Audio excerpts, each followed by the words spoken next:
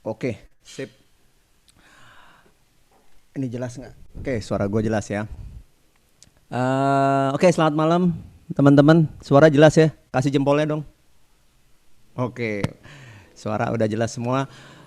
Sebelumnya seperti judulnya yang kita share kemarin ini di WhatsApp grup, kita hari ini mau ngobrol tentang saham, terutama lebih belajar tentang saham karena sebagian besar dari kita nih nggak ngerti investasi saham seperti apa. Tapi juga ada sebagian yang diem-diem sebenarnya udah jago, udah ini. Gue nggak tahu siapa aja tuh. Tapi sebagian juga udah main saham juga. Nah, tapi karena kemarin banyak daripada kita yang ayo dong yang ngerti saham tolong bikin webinar dong siapa, cuman nggak ada yang mau angkat tangan, jadi terpaksa Ica kontak Bro Anton nih dari Panen Saham. Nah, untuk itu saya mau bacain, gue mau bacain kurang lebih CV-nya beliau ya. Eh, Bro Antoni, namanya Antoni aja ya, Benar, benar, benar, benar, benar. nggak Pakai ada CV nama belakangnya. nggak ada. Oke, Bro Anton ini jauh di atas kita ya. Beliau lahir tahun 1978, sementara kita lahir tahun 1980-an. Terus beliau kuliahnya di UI ya, lulusan MIPA ya, Bro ya. Ya, MIPA, benar. Lulusannya MIPA, dan untuk tahun-tahun segitu GPA-nya luar biasa nih, di atas 3, karena rata-rata kita di bawah 2,5 di sini. Enggak, itu gua aja kali ya. Lulusnya nggak sampai segitu. Eh, Terus beliau banyak awal-awal bekerja di bank ya, Bank Niaga. Kemudian eh, Tiga. Beli berapa ya? oke. Empat, semuanya M. Sorry sorry, tolong di mute. Aku bilang Siapa satu nih? sama. Oke, tunggu gua mute dulu yang lain-lain. Oke, dah. Beliau bekerja tahun 2003 sampai 2005 di Bank Niaga cabang Medan. Mana orang Medan angkat tangannya? Weh. Kemudian tahun 2005 sampai 2006 di PT Livida Surya Lestari pegang finance dan marketing manager, sampai di korporatnya sampai level asisten vice president marketing manager juga. Kayaknya banyak banget nih main di bertanggung jawab di bidang finance. Kemudian masuk ke banking lagi di Danamon. Di Danamon masuk ke personal banking manager sampai dengan 2006. Wah, banyak loncat-loncat juga nih, Bro ya. Dari pengalaman. Pengalaman, mantap. Pengalaman tuh paling mahal harganya. Kemudian 2006 sampai 2009. Nah, ini kayaknya nih baru mulai mendalami nih di sini nih di Panin Sekuritas TBK, branch sebagai branch manager. Ini di mana nih, Bro? Posisi nih Di di Kelapa Jakarta. Gading, Kelapa Gading. Oh, di Kelapa Gading. Di Panin Sekuritas Bang Panin.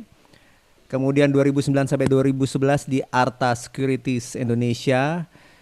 2017 di PT Mandiri Sekuritas Online Trading, dan terakhir beliau mendirikan PT Karmel Sekuritas Nusantara sampai dengan hari ini dengan apa ya, nama brand ininya ini ya, Panen Saham ya, Bro ya. Benar, benar komunitasnya. Komunitasnya Panen Saham. Kurang lebih seperti itu yang bisa gue jelasin. Nah, mungkin Bro Anton saya persilakan untuk lebih memperkenalkan dirinya sendiri daripada CV yang gue baca mungkin kurang asik gitu ya. Mungkin gue persilakan deh sekarang. Silakan, Bro. Oke, ya sebenarnya CV tadi udah cukup ya sebenarnya. Sebenarnya sudah cukup. Jadi sebenarnya komunitas panen saham itu adalah nasabah-nasabah under dari saya gitu ya. Jadi pertama kali kita bentuk waktu itu tahun 2011 lah. 2011 sampai sekarang, jadi total kita punya nasabah itu total sekarang udah di dalam komunitas panen saham sekitar 15.000 orang. 15.000 orang. Nah, jadi memang dulu cita-citaan kalau jadi mahasiswa kan pengen jadi guru les ya, mahasiswa ya kan, cari uang buat makan gitu ya. Nah, ternyata cita-citanya ini selalu dibawa nih sampai sekarang. Jadi pengen bikin ngajar-ngajar gitu, edukasi, jadi hobinya di sana. Ya, edukasinya tersalurkan dengan mengajar di pasar modal. Itu aja sih sebenarnya. Oke. Lanjut, Pak. Oke, lanjut. Lanjut, oke. Gus. Hari ini kita sharing-sharing santai mengenai pasar modal itu seperti apa. Jadi ini ya nanti kalau ada yang mau bertanya silakan. Saya membawa eh, sahabat baik saya nih. Sahabat baik saya ya adalah Pak Fat Aliansah Budiman, ya kan, Pak Fat Aliansah Budiman. Ini di Karma Sekuritas Nusantara membawa investment banking dan research. Jadi kebetulan beliau juga ketua koperasi. Jadi kebetulan karena komunitas ini legalitasnya kita bingung legalitasnya seperti apa. Akhirnya kita bikin koperasi jasa komunitas panen saham Indonesia. Yang dimana pendirinya adalah 231 orang. Pendirinya 231 orang. Target tahun ini sih kita pengennya sampai anggota koperasinya sekitar 1000-an ya Pak ya. Tahun depan kita pengen di 5.000-an anggota koperasinya. Jadi anggota koperasi ini koperasi yang bekerja. Jadi semua itu bekerja sesuai dengan talentanya masing-masing. Oke, saya sharing sedikit mengenai pasar modal, investasi pasar modal. Jadi kita nggak usah pakai slide, kita santai aja. Jadi pasar modal itu pada dasarnya adalah investasi. Jadi kalau kita mengenal, memang banyak sih yang sekarang merasa terlambat untuk mengenal pasar modal, tetapi lebih baik terlambat daripada tidak sama sekali. Oke, nah di dalam pasar modal itu investasi itu seperti apa? Investasi itu sebenarnya kita menyisihkan uang kita, income kita per bulan itu untuk beli suatu produk untuk investasi. Salah satunya adalah saham. Tetapi ini yang agak sedikit kita luruskan yang ada di dalam masyarakat sekarang. Di masyarakat sekarang itu adalah misalnya kita punya gaji misalnya let's say 10 juta lah ya. Oke, atau 5 juta lah, 5 juta gitu ya, 5 juta. Nah, kemudian biasanya kalau kita itu menabung ataupun berinvestasi, kita tuh dari uang sisa kita. Jadi setelah dapat duit, gaji, kemudian habis itu sisa akhir bulan ya itu sisanya kita tabung. Ya, nabung. Nah, sebenarnya yang benar itu adalah di awal itu langsung udah kita patok.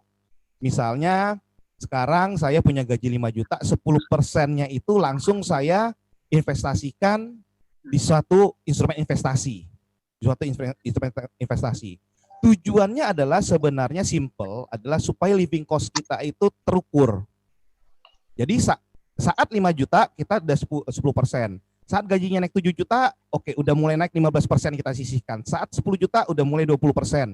Itu yang kita rutin untuk menabung untuk investasi untuk jangka panjang. Supaya jangan sampai ada bahasa ekonomi adalah semakin tinggi penghasilan maka semakin banyak pengeluaran. Jadi kita harus bikin balance bahwa semakin tinggi penghasilan atau income, pengeluarannya memang lebih besar tapi investasinya pun makin besar. Karena habit manusia pada dasarnya dikasih gaji 3 juta dia masih merasa mungkin kalau masih habis lulus katanya cukup-cukup aja. Tapi pada saat usia udah produktif 30, 40 sampai 50 dikasih gaji 10 juta kurang, 20 juta kurang, 30 juta kurang, 40 juta kurang. Nah, tetap kurang karena apa? Karena memang living cost-nya memang dia tidak bisa mengontrol dari sisi menabung ataupun pola investasinya. Oke. Investasi itu terbagi atas dua macam. Yang pertama itu yang kita kenal dengan real investment. Real investment itu contohnya adalah kita investasi di properti, emas, ataupun misalnya tanah yang berwujud gitu. Oke. Mungkin pada saat zaman-zaman kita nih, ya, zaman kita, itu selalu dipesan sama orang tua kita adalah begini. Ton, kalau misalnya kamu udah lulus kuliah, kamu kerja, setiap dapat gaji, itu sisihkan untuk beli emas minimal 1 gram, 2 gram gitu ya. Kamu kumpulin nanti emasnya kan jadi banyak tuh. Habis kamu jual. Bener pada saat zamannya dulu. Kenapa? Pada saat dulu tuh emas tuh masih mungkin 80.000 atau 100.000 per gram. Sedangkan emas sekarang udah harganya mungkin mendekati 1 juta per gramnya. Jadi untuk real investment itu sebenarnya udah tidak begitu cocok gitu ya, udah tidak begitu cocok. Oke. Nah, yang kedua, yang investment yang lainnya, investasi lainnya itu contohnya adalah financial investment. Bukan contohnya, sorry. Tadi real investment, yang ini adalah financial investment. Financial investment itu contohnya adalah deposito, reksadana, dan saham. Oke, orang di luar negeri itu sudah melek sejak dulu mengenai financial investment. Ya, oleh karena itu ada bahasa bahwa asing ini banyak banget ya untuk membeli bonds Indonesia, untuk membeli saham Indonesia, ada capital inflow masuk ke Indonesia, ada hot money masuk ke Indonesia. Karena apa? Mereka sudah teredukasi dengan dini untuk berinvestasi di financial investment. Sedangkan waktu itu saya masih di bank dan Danamon, kita menjual pertama kali ORI, obligasi retail Indonesia ya. Itu yang pertama, itu kupon atau bunganya itu saya masih ingat masih 12%. Itu jualannya aja ke retail tuh susahnya minta ampun. Karena apa? Mereka tidak mengenal itu obligasi itu seperti apa wujudnya, apa risikonya dan segala macamnya. Tetapi kalau kita lihat belakangan ini, pemerintah menggalakkan obligasi retail ORI. Banyak nih ORI 1, sekarang udah ORI berapa saya nggak tahu ya. Sampai yang untuk milenial pun ada. Nah, supaya apa? Supaya mengedukasi masyarakat supaya lebih mengenal pasar modal itu seperti apa, ya kan? Nah, orang banyak mengatakan, pasar modal ini resikonya gede, judi, kemudian saya tuh rugi dan segala macam, ya. Nah, tetapi sebenarnya pasar modal ini adalah suatu instrumen yang dimana kalau pemerintah butuh uang, dia tuh larinya ke pasar modal. Karena pasar modal bukan hanya saham aja, pasar modal itu obligasi termasuk pasar modal, ya. Asuransi, kalau kita misalnya kita beli asuransi yang sifatnya unit link ataupun asuransi yang hangus, asuransi kan di reinsurance-kan lagi. Nah, mereka menaruh uangnya di mana? Di pasar modal. Semua itu ujung-ujungnya bermuara di pasar modal. Oke, nah, jadi sebenarnya pasar modal itu memang sangat menjanjikan untuk sampai masa depan. Karena tidak ada instrumen yang mendapatkan return lebih baik dibandingkan pasar modal sendiri atau financial investment. Oke. Apa sih sebenarnya perbedaan yang lebih kelihatan antara financial investment dengan real investment? Di financial investment itu yang pertama yang nampak kelihatan adalah likuiditas. Maksudnya apa? Maksudnya begini, kalau saya itu sekarang beli saham, let's say saya beli saham itu sekarang 10 juta atau 100 juta. Oke, misalnya 10 tahun lagi, 20 tahun lagi saya mau jual, saham itu harganya misalnya naik udah jadi uang kita 2 miliar. Ya, mungkin atau tidak? Sangat mungkin. Sangat mungkin. Jadi ada teman saya itu bapaknya beli saham Telkom pada tahun pertama kali Telkom IPO 1995 ya, waktu itu 13 juta rupiah. 13 juta rupiah.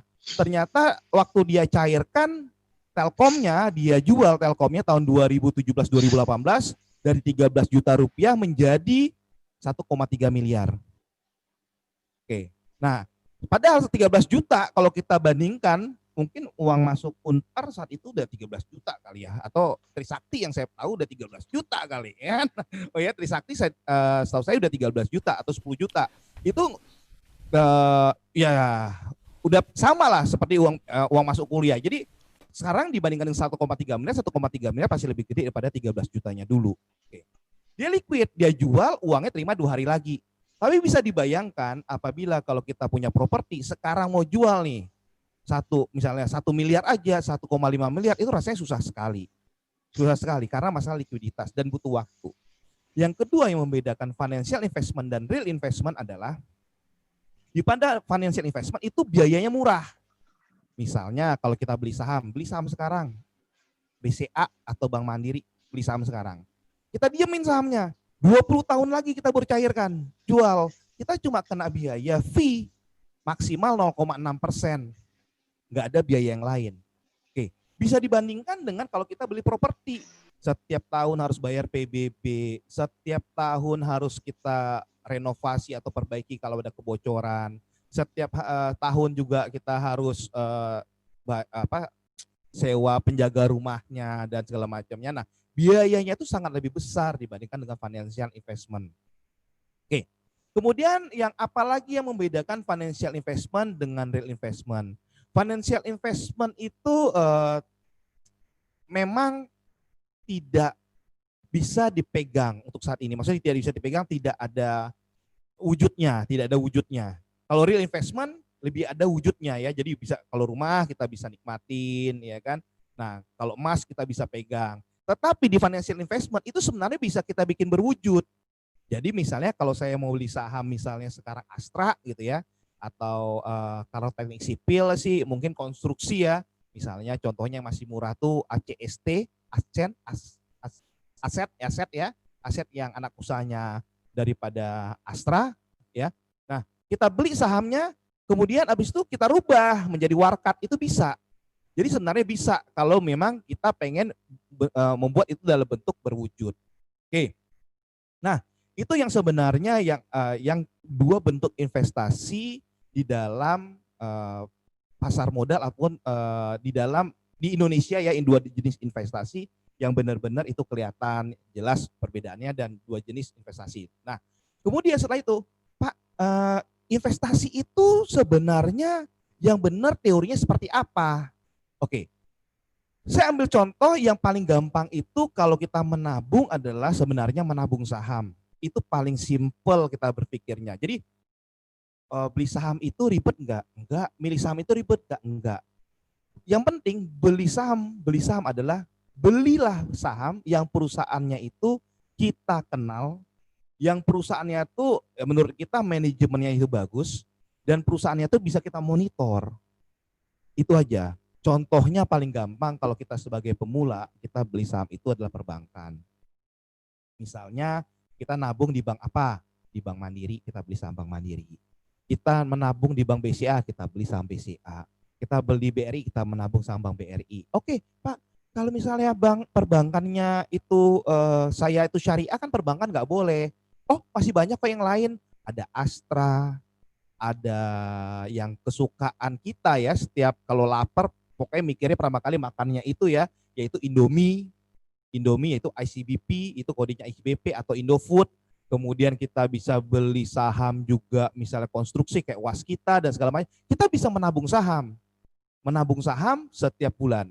Saya coba kasih suatu simulasi bagaimana menabung saham ini returnnya itu sebenarnya lebih baik ya sebenarnya. Oke. Ini contohnya kita menabung saham itu Bank BRI. Oke, saya nggak usah Bank BRI, saya sahamnya paling gampang S Hardware. Oke. S Hardware. Oke. S Hardware ini saya menabung saham dari Januari tahun 2015. Jadi setiap akhir bulan saya gajian, saya beli sahamnya satu lot. S Hardware itu harga sahamnya dulu Rp740. Rp740 tahun 2015. Kita beli satu lot. Satu lot itu berapa? Satu lot itu adalah 100 lembar. Jadi 740 saya kalikan 100, hasilnya adalah Rp74.000. Saya rasa untuk mahasiswa, untuk anak yang masih SMA yang punya KTP, untuk menabung 74.000 saya rasa tidak begitu masalah lah buat mereka. Ya. Nah, kemudian setiap bulan kita nabung tuh satu lot. Oke. Di dalam sekuritas itu kan cuma bayar fee beli. Oke. Fee belinya itu kan maksimal 0,25%. Itu untuk biayanya. Atau kalau fee belinya itu misalnya 74.000 dikalikan 0,25% lebih kecil daripada 5.000, maka kita kena 5.000. Loh, mahal dong 5.000 biayanya. Jangan komplain. Teman-teman tahu nggak kalau kita di bank, kita menabung, biaya administrasinya sekarang berapa per bulan? 12.500, 15.000, ada yang 50.000 per bulan. Tetapi kita tidak pernah komplain untuk hal ini. Tapi kalau untuk saham, dia hanya kena biaya fee. Jadi fee-nya itu minimal 5.000, maksimal unlimited, tergantung rupiah yang kita sisihkan. Oke. Jadi kita beli nih 740 naik Februari, nabung aja setiap akhir bulan. 84.500 terus. Oke, at the end saya ambil contoh, pokoknya setiap bulan kita belinya satu lot terus. Oke, terus naik, terus kita asumsikan terus sampai Juni tahun 2020. Tahun 2020 kita stop. Oke, kita stop Juni 2020. Artinya kita tuh sudah menabung sejak 2015 sampai Juni 2020 itu adalah 7.745.500. Atau kita punya 66 lot. Oke, bagi misalnya mahasiswa atau kita punya anak masih SMA, itu kayaknya oke lah ya untuk tabungan mereka ya. Nah, kemudian habis itu setiap tahun perusahaan yang untung itu membagi dividen. Oke. Aces itu kan S Hardware. S Hardware suatu perusahaan yang tentu kita kenal ya. Jadi S Hardware kalau misalnya Sabtu Minggu ataupun kita misalnya pengen beli perkakas atau apapun, pikiran pertama adalah aduh ke S Hardware aja lihatnya, mau beli kabel ke S Hardware aja lihatnya gitu ya. Nah, kita selalu mencari ke sana. Nah, kita dapat dividen nih. Kita dapat dividen. Oke.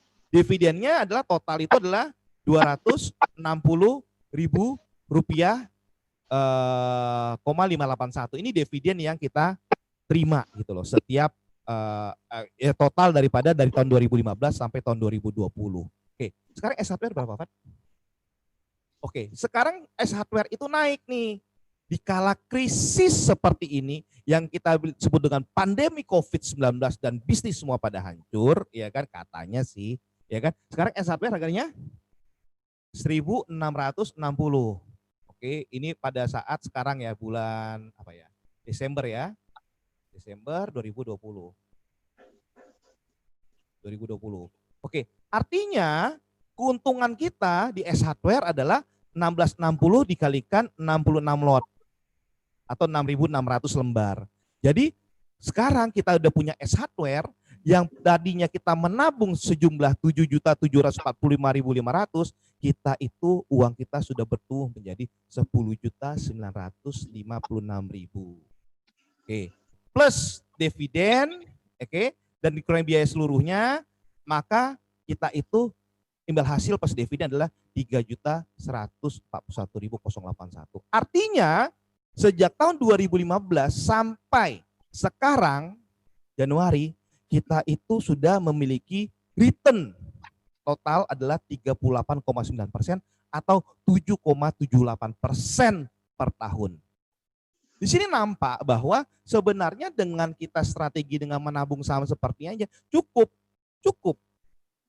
Kita uang misalnya 151.000 ataupun uang 7 juta ataupun uang 10 juta itu nggak mungkin bisa dapat rata-rata bunga lah ya, bunga di bank 7% itu nggak mungkin.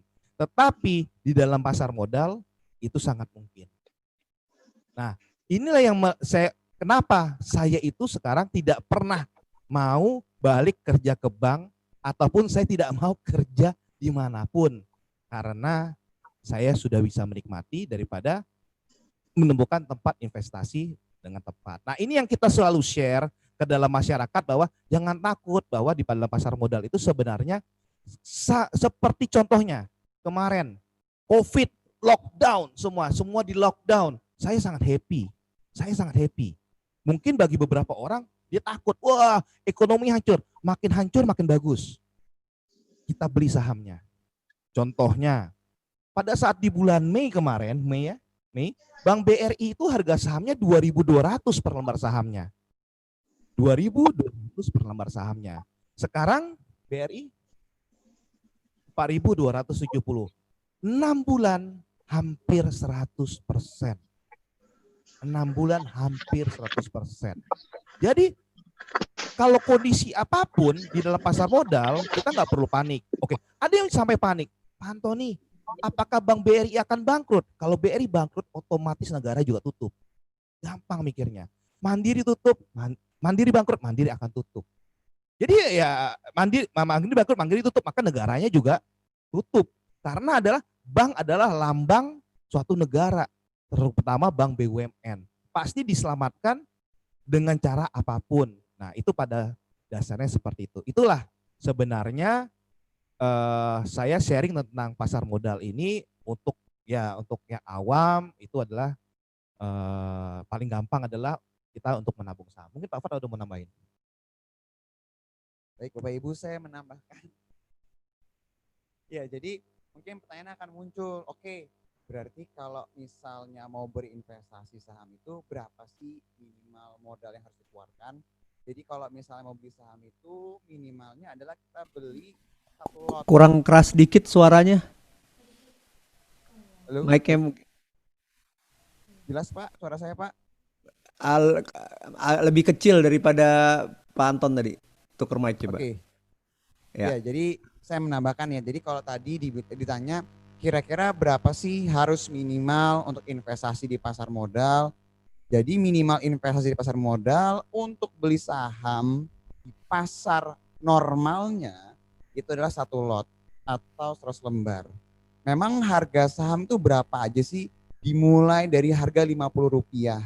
Jadi sebenarnya kita bisa beli saham hanya dengan modal Rp5.000 karena 50 kali 100. Pertanyaan berikutnya adalah aman nggak sih investasi di saham? Jadi Bapak Ibu ketika niat mau berinvestasi di saham, kita itu harus buka rekening investasi terlebih dahulu. Nah, si rekening investasi ini atas nama kita sendiri. Jadi ketika daftar, kayak buka rekening di bank, kita diminta isi tuh data-data. Kalau seandainya uangnya nanti mau ditarik, mau ditransfer, itu mau transfer kemana? Nanti tinggal ditulis tuh, oh saya mau transfer rekening saya ke Mandiri yang nomor rekeningnya sekian. Berarti gak ada yang bisa ambil uangnya Bapak Ibu di rekening investasi tersebut. Satu itu. Terus kedua, ketika udah punya uang, terus beli sahamnya kan. Pertanyaannya adalah, ini sahamnya disimpan di mana? Nanti ada yang ngambil nggak sahamnya? Aman nggak nih saham saya? Jadi pasar modal ini ada 3 badan yang membawahi atau yang disebut namanya SRO atau Self Regulatory Organization. Yang pertama adalah Bursa Efek Indonesia, di mana Bursa Efek Indonesia ini adalah penyedia pasarnya.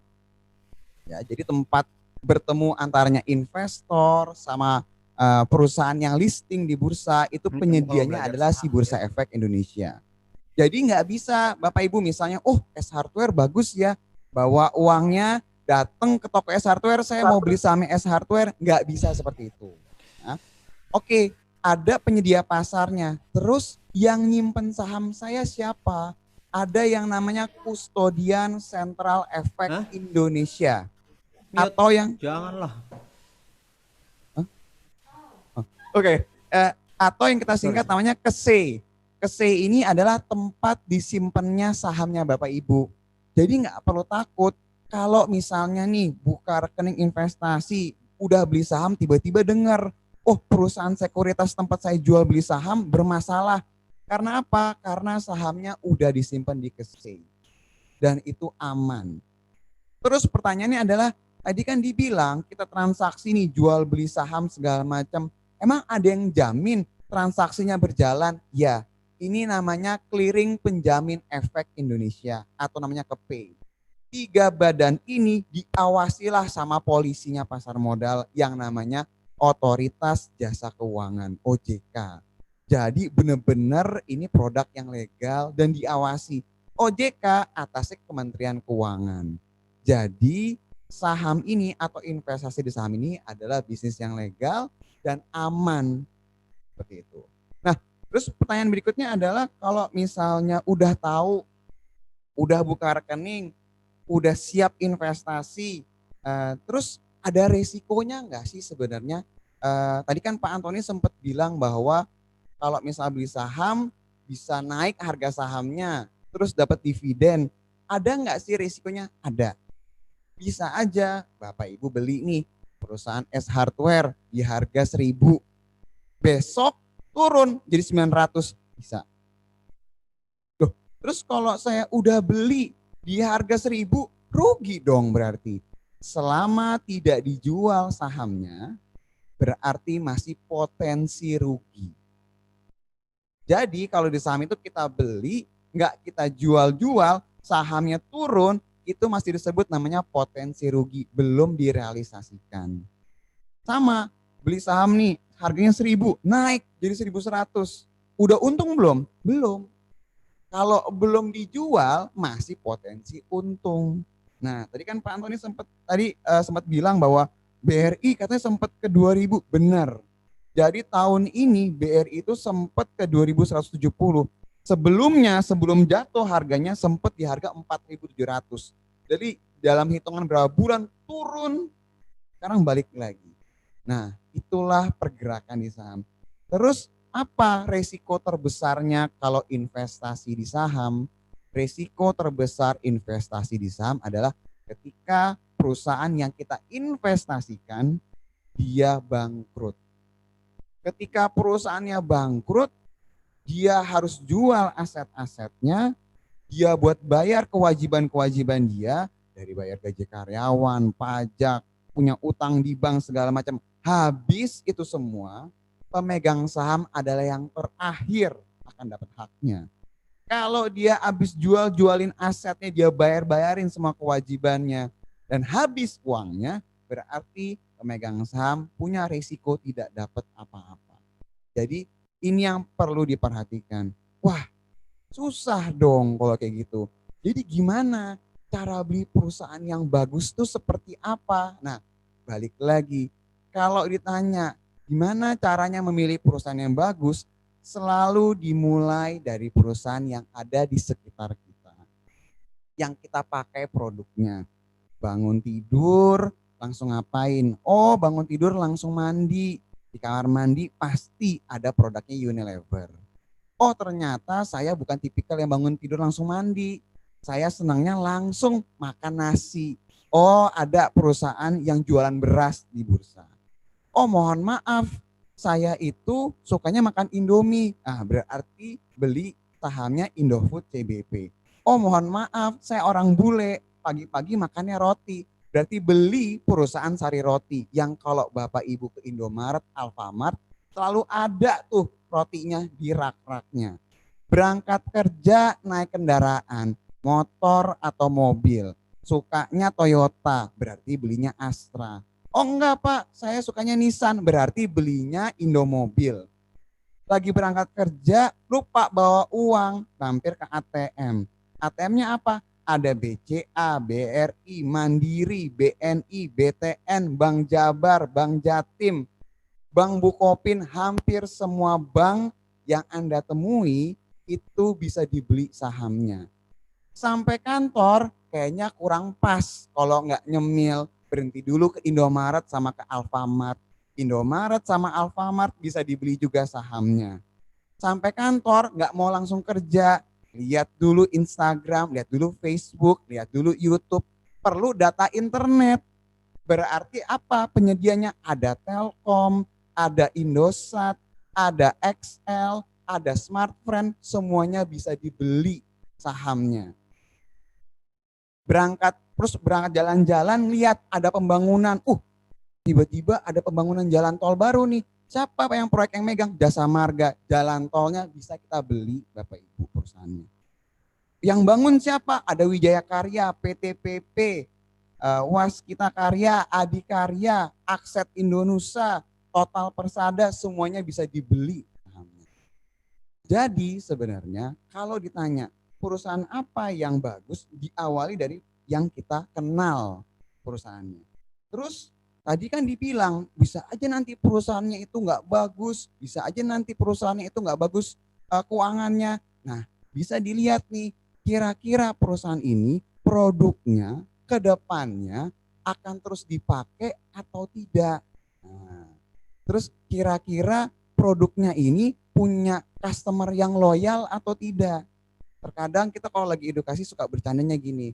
Misalnya ngelihat nih ada Indomie harganya per bungkus 2.500 nih Bapak Ibu.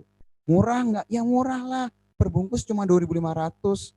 Terus tahun depan dinaikin tuh harga per bungkusnya dari 2.500 ke 3.000. Ditanya, Bapak Ibu masih mau beli nggak Indomie? Ya iyalah, orang cuma beda 500 perak. Hitung-hitungan banget sih. Nah, padahal tanpa kita sadari harganya itu udah naik 20%. Berarti kalau ketemu perusahaan yang produknya tergolong seakan-akan murah dan ketika dinaikin harganya orang tetap akan mau beli, itu adalah ciri-ciri perusahaan yang punya masa depannya itu bagus. S Hardware, Bapak Ibu niatnya cuma mau lihat-lihat, nggak usah belanja lah, lihat-lihat aja. Minimal pasti ada keluar bawa kantongan dari S Hardware. Entah apalah yang dibeli itu.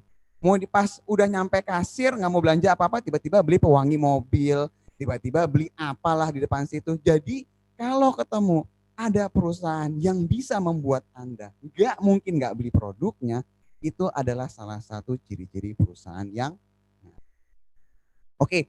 Terus gimana cara belinya? Mungkin kita bisa kasih lihat sistemnya Kak ya. Oke, ini saya kasih lihat cara sistemnya.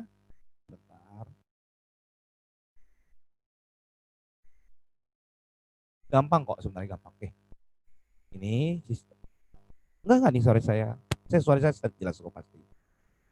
Karena saya penyanyi. Oke. Ini contoh. Oke, Pak Mat, silakan Pak Mat. Oke, sebentar. Oke nih.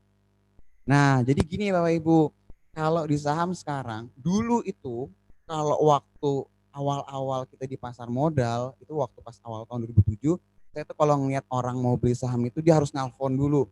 Mau beli saham ini, beli sekian, sekian, sekian. Nah, sekarang zamannya udah beda. Kita udah bisa beli perusahaan, beli perusahaan itu online. Jadi kayak belanja Shopee, belanja Tokopedia, ya, belanja apalagi Lazada. Nah ini kayak gini. Jadi Bapak Ibu itu bisa beli perusahaan secara online. Nah ini yang ditampilkan sama Pak Antoni, ini adalah contohnya saham Bank Mandiri.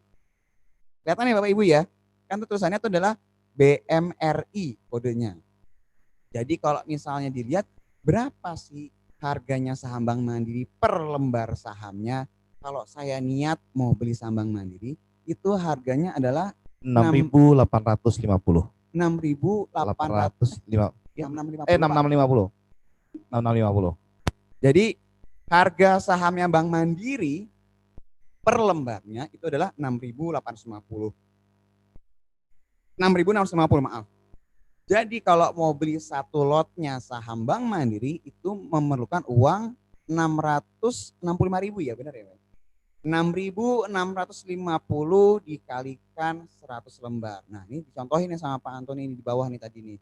Jadi dilihat kursornya digerak-gerakin, tinggal bilang BMRI harga 6650. Kuantitinya satu lot, berarti uang yang saya harus siapkan adalah 665.000 atau 665.000. Oh kurang satu lot, saya maunya nambah.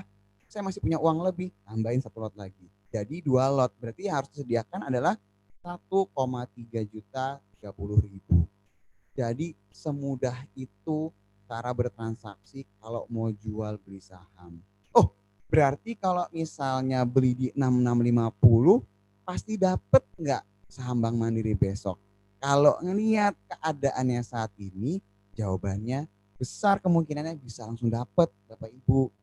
Tapi gini pertanyaannya, boleh nggak saya belinya nggak 6650? Saya misalnya belinya mau di harga 6.500 gitu misalnya. Nah, namanya juga pasar ya Bapak Ibu ya. Jadi kalau misalnya ke pasar gitu ya, pasar tradisional gitu ya, mau beli buah, buah apa? Buah jeruk berapa harga per kilonya? Oh, per kilonya 5.000. Ya mahal-mahal lah 5.000, 4.500 aja deh. Nah, itu kan kita boleh nawar ya.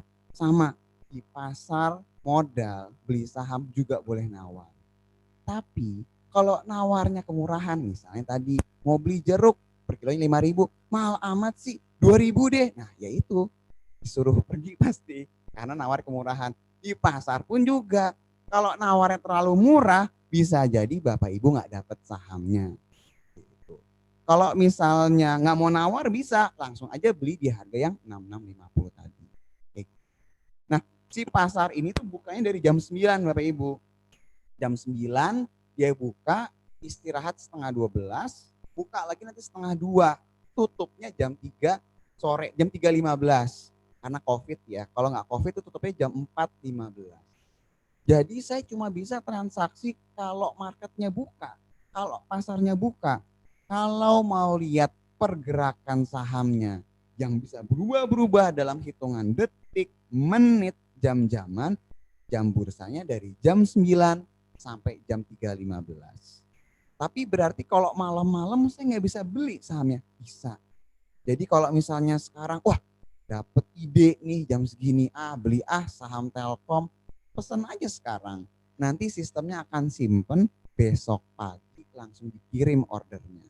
Dan Bapak Ibu akan tahu secara real time, dapat nggak saham saya. yang saya tawar tadi itu kebeli nggak sahamnya. Kalau kebeli dia akan bilang match, dapat sahamnya. Kalau nggak kebeli dia bilang mohon maaf reject, jadi nggak dapat sahamnya. Jadi seninya itu sebenarnya di tawar menawarnya itu di dalam pasar modal. Itu nanti nextnya lah, nextnya kita akan coba edukasi dan kita ajarin lah nextnya. Cerita bersambung nih, pastinya cerita bersambung nextnya. Bagaimana cara menawar. Oke, di dalam pasar modal juga ada dua tipe investor. Jadi dua tipe investor. Yang pertama itu memang kita mau investor jangka panjang. Contohnya itu ya yang kita kenal nama-nama yang sering di pasar modal tuh Lo Keng Hong, ataupun misalnya kalau di luar negeri seperti Warren Buffett ya, yang kita kenal ya, cukup terkenal. Nah, tetapi di dalam pasar modal kita juga bisa berdagang. Jadi ilmunya itu sebenarnya ilmunya ilmu dagang. Nah, jadi seperti gambarannya adalah misalnya kalau kita itu mau dagang beras kan marginnya nggak bisa 30%. 1% kabur, 1% kabur. Nah, itu model berdagang beras. Itu namanya kita di dalam pasar modal namanya trading. Jadi kalau perusahaannya trading company lah.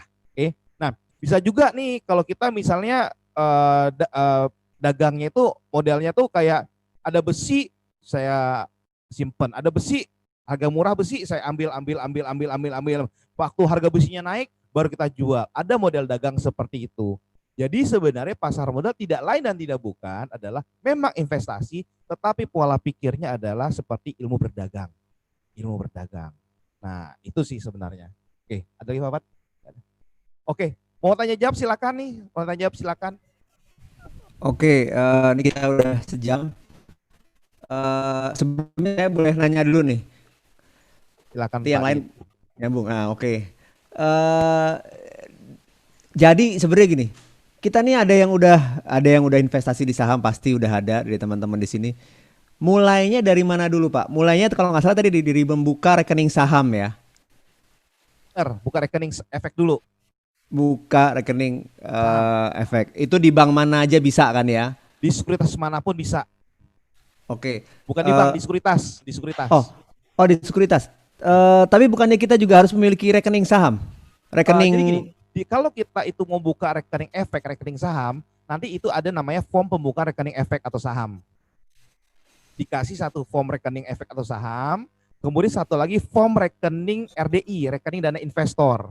Kebetulan kalau panen saham atau CSN itu bekerja sama dengan Mandiri Sekuritas. Jadi kita kasih opening account-nya Mandiri Sekuritas, kemudian satu lagi rekening Bank Mandiri yang disebut dengan MTBI, Mandiri Tabungan Bisnis Investor. Oh, oke. Oke. Setelah itu jadi nanti teman-teman akan terima user ID sama PIN di emailnya. Nah, kemudian habis itu ya udah terima rekening MTBI atau RDI by email. Setelah terima baru store. Oke. Kalau misalnya nggak store bisa nggak? Bisa aja. Cuma nanti kita belajar dulu 1 bulan, gak usah store, ya kan? Nanti baru store. Store awal berapa? 50.000 aja boleh lah, 50.000 dulu. Gitu, untuk belajar. Itu nggak ada minimum store-nya ya? Nggak ada. Awalnya aja nggak store udah bisa lihat sistemnya, iya. belajar. Iya. Gitu aja. Oke, itu dari saya gitu aja. Teman-teman ada yang mau nanya silakan langsung di unmute. Dikasih kesempatan nih.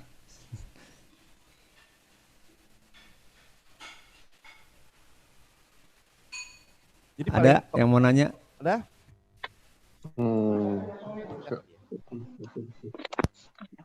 Kalau nggak ada yang nanya, saya yang nanya duluan boleh? Boleh. Siapa nih? Saya Roy Budiman. Oke, Roy. Videonya dong, Roy.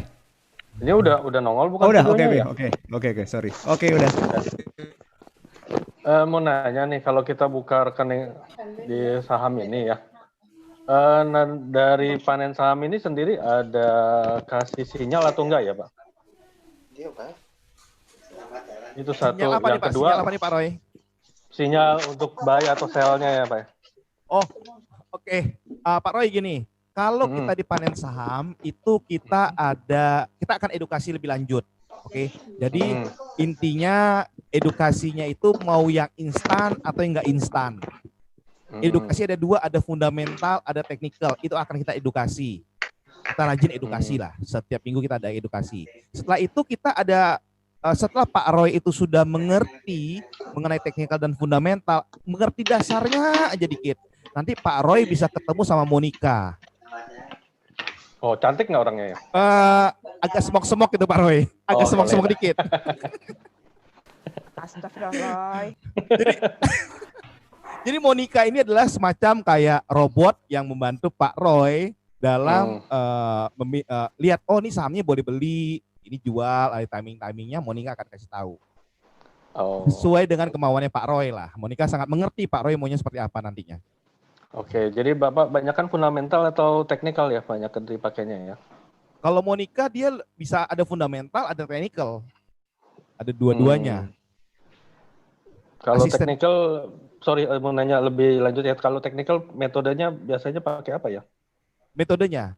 Metodenya macam-macam Pak Roy. Macam-macam. Saya ambil contoh seperti ini. Kita masuk ke ruang Monica ya. Kita minta izin dulu sama Monica sebentar.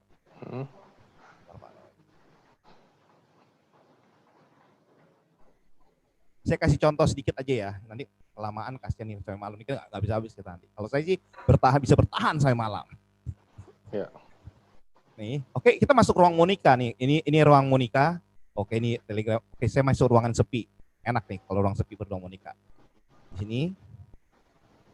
Nah ini saya ambil contoh nih APLN. Misalnya APLN ya. Nah Monica ini memberikan sinyal nih. Hijau beli, titik average up. Nah kalau merah jual. Monica akan membantu kita. Nanti saya akan ajarin lebih lanjut cara baca-baca ini seperti apa. Oh, banyak kan pakai bar chart ya? Ya pakai bar chart bisa. Kita juga ada menu kayak menu cacing. Kalau kita suka mancing, kita pakai cacing. Kita bisa edukasi mengenai menu cacing. Misalnya saham Antam ya. Ini arahnya kemana sih sebenarnya Antam? Nah ini ada menu cacing. Ya cacing ini nanti kita akan adakan edukasi lebih lanjut kok nanti. Oke, mungkin saya akan ikutan. Kayaknya Pak Roy kayaknya pengalaman nih ngeri bar chart nih. Selama ini saya main forex ya. Oke. Saya main saham terakhir itu tahun 2000 ya, karena banyak kan saya IPO terus saya jual, tapi habis itu bosan sendiri ya. Tapi Monica nanti juga ada untuk forex ya Pak Roy? Ada untuk forexnya ada ya? Ada Monica pokoknya Monica sangat mengerti lah dengan kondisi kita. Berapa banyak ya? Dia ada euro nanti GBP ya, pound sterling, Japanese yen dan segala macam. Dia akan membantu aja sih. Kita sih cuma membantu pemain trader forex lah, itu aja. Oke. Tapi mungkin karena ini topiknya ada di saham ya kita saham dulu. Oke, mungkin dari saya cukup kali ya Pak. Oke, thank you Pak Roy. Ya, makasih ya.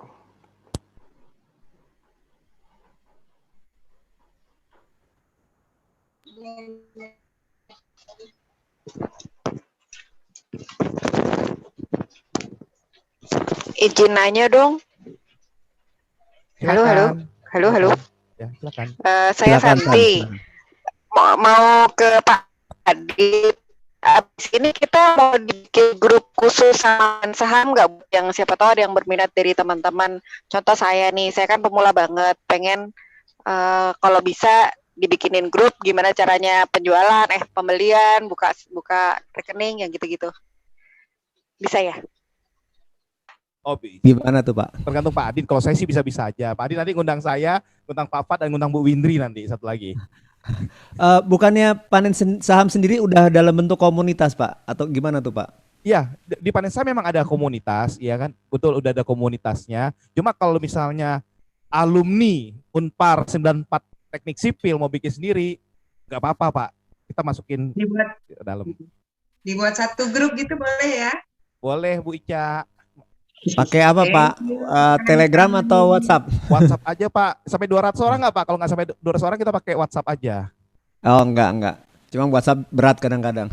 Kalau ada Telegramnya lebih enak tuh. Oke, Telegram juga nggak apa-apa sih. Terserah Pak. Pakai Telegram juga nggak apa-apa. Boleh, Biar boleh. nggak ke-delete. Boleh, idenya boleh. Bersedia ya Pak Anton ya? Siap.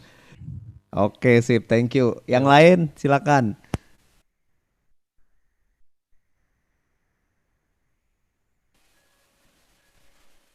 Ada lagi? Mau nanya dong, Michael. Oke Pak Mike. Oke, Mike. Itu pembukaan account lah ya, berarti di Finance Saham online atau semua harus submit dokumen? Oke. Kebetulan kita kan mitranya daripada Mandiri Sekuritas. Oke. Rencananya sih ke depannya kita akan buka rekening online Pak Mike. Jadi nggak perlu tanda tangan lagi. Mudah-mudahan di Desember, paling lambat di Januari itu udah bisa online semuanya, tanda tangan digital. Oh gitu. Ya karena kan kalau lagi kayak begini mungkin susah ya, mesti kirim dokumen atau apa, karena beberapa saya lihat broker saham juga udah mulai daftarnya online gitu. Bener Pak Mike, bener Pak Mike. Terus udah gitu kenapa? Kenapa Dit? Nggak, lu kenapa lu takut ke petamburan, Mike? Ya mepet-mepet situ sih. Enggak, bercanda.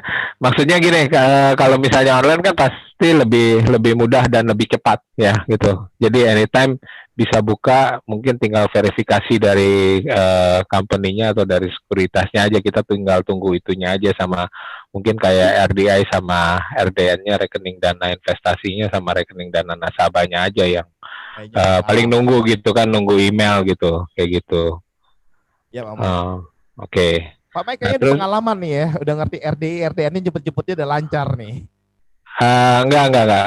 Kemarin saya sempat lihat saudara buka di, ya adalah di sekuritas gitu, terus udah gitu dia bilang kok ini lama banget nggak dapat RDI sama RDN-nya kayak gitu. Jadi saya nyari RDI, RDN tuh apa kayak gitu. Makanya itu jadi biasanya kalau yang lama pasti ya Mandiri bisa Sekuritas nyebutin. Pak. Pak Mike. Oh gitu. Emang berapa lama itu jadinya? Kalau online yang digital signature itu paling cepat 7 hari. Paling lama 7 hari. Paling lama 7 hari.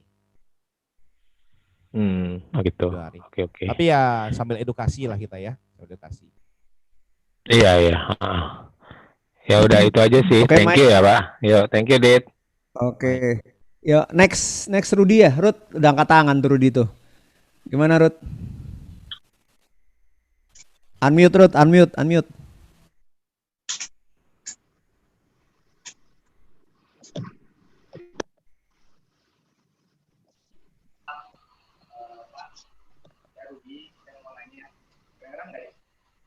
Suara lu kecil banget Rud. Oh, dari sini ya. Kedengaran lebih jelas? Oke, sip. Oke. Mau nanya ini, kalau misalnya tujuan kita itu untuk apa ya? Nabung untuk ya hari tua gitu ya misalnya, gitu. Atau ya untuk nabung lah, untuk jadi punya tabungan gitu ya.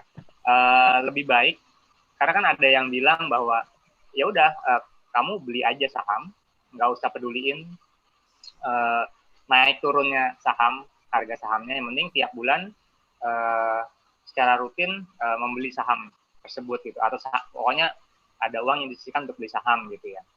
Apakah itu bisa nggak sih seperti itu? Atau karena ada juga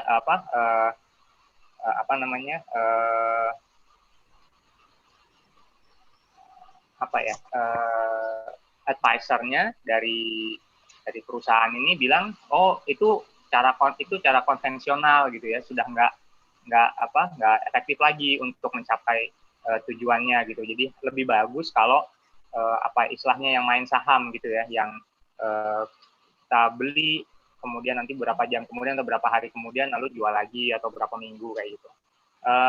Lebih bagus yang mana gitu? Kalau tujuan kita sih sebenarnya pingin punya investasi untuk hari tua gitu, tabungan hari tua gitu. Gitu aja pertanyaan saya. Oke, baik Pak, saya bantu jawab ya Pak ya, Pak Rudi ya. Jadi sebenarnya kalau ditanya lebih bagus yang mana? Apakah beli terus didiemin aja nggak usah dilihat, atau ini tradingin? Nah, sebenarnya setiap orang itu punya gayanya masing-masing Pak. Jadi ada mereka yang kecenderungannya dia beli terus didiemin karena memang nggak punya waktu untuk ngeliatin sahamnya, untuk ngeliatin pergerakannya. selama perusahaan yang dia investasiin itu bagus, ya dia tinggal beli aja setiap bulan. Jadi ini balik lagi ke gayanya si orang tersebut. Tapi ada juga buat mereka yang beli didiemin, bosen kalau kayak gitu. Saya perlu yang ada adrenalinnya. Ibaratnya kalau datang ke Dufan harus naik roller coaster gitu loh Pak. Jadi biar kerasa nih adrenalinnya. Nah dia lebih cenderung akan memilih yang trading. Jadi yang jual beli dalam sehari mungkin bisa jual beli berapa kali gitu misalnya. Tapi kekurangannya trading ini adalah Bapak harus ngeliatin monitor. Bapak juga harus siap, jantungnya harus ekstra detaknya karena dia naik turunnya bisa dalam hitungan menit atau mungkin hitungannya detik. Jadi jawabannya apa yang paling pas buat nanti untuk pensiun gitu misalnya, untuk usia tua nanti, balik lagi gaya investasinya Bapak itu seperti apa.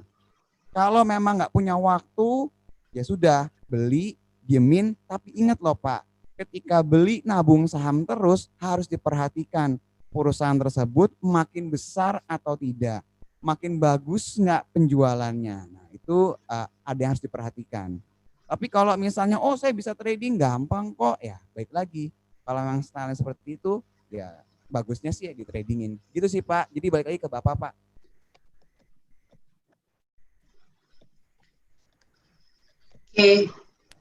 Oke Ruth, udah jelas Ruth. Sekarang Maria. Halo, Pak, aku mau nanya dong, kalau dari penjelasan Bapak kan sekarang memang tadi kan aku nangkepnya kalau makin keadaan makin ekonomi makin rendah tuh lebih baik kita jangan panik ya. Justru itu waktunya untuk timingnya untuk beli dan mungkin untuk jangka panjang itu bisa jadi dana pensiun kita gitu kan.